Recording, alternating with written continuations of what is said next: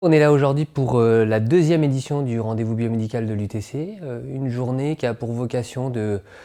montrer la diversité de ce secteur, la richesse de ce secteur, de continuer un peu l'esprit pionnier de l'UTC sur ce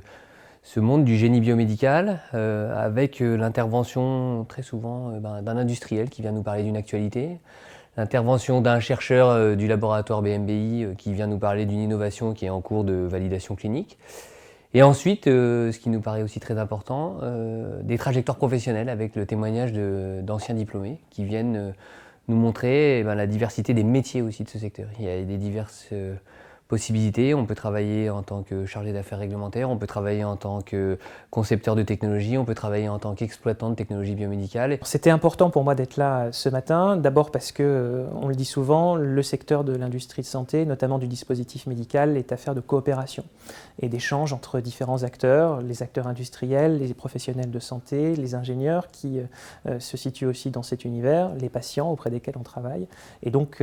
des forums comme celui-ci permettent justement d'apprendre à mieux se connaître entre d'un côté des ingénieurs qui travaillent dans ce domaine du biomédical, nous, nos missions, notre vision de la santé en tant qu'industriel, et justement d'essayer de briser un petit peu ces silos qui sont aujourd'hui un peu trop nombreux encore dans le monde de la santé. Donc faire dialoguer tout ça pour faire avancer la santé dans notre pays au service du patient, c'est quelque chose qui nous semblait majeur. La deuxième édition du rendez-vous biomédical a les mêmes objectifs que le premier, mais on a ajouté la revalorisation des travaux de nos étudiants sur une nouvelle forme. L'année dernière, on les avait fait présenter des projets qu'ils avaient étudiés sur le semestre en entier, et uniquement cette forme-là. Et cette année, on a créé un biohackathon, 3 jours de réflexion sur un thème choisi, qui était le maintien des personnes âgées à domicile, et la possibilité pour ces étudiants-là d'innover, d'avoir une idée en ayant au préalable cerné un besoin particulier. Ça fait 2 ans que l'UTC a mis en place le parcours qu'on appelle DMR, dispositifs médicaux affaires réglementaires. C'est un cursus de formation qui vient par rapport à la nouvelle réglementation des dispositifs médicaux, sur lequel on a besoin de ces personnes chargées de faire respecter la réglementation dans les fabricants de dispositifs médicaux. Et moi, depuis février 2017, je suis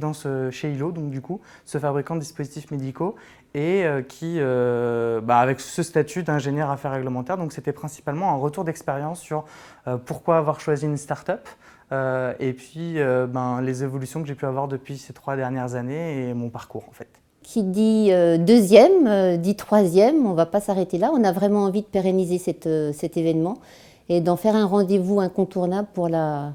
communauté biomédicale qui est dynamique, qui est riche, avec qui on a beaucoup de contacts. Et comme on fait appel à cette communauté-là régulièrement pour des interventions pour nos cours, pour nos conférences, eh bien on a envie que ce soit aussi une fête, un jour de fête où on se retrouve et on peut échanger sur des problématiques d'actualité de ce secteur biomédical.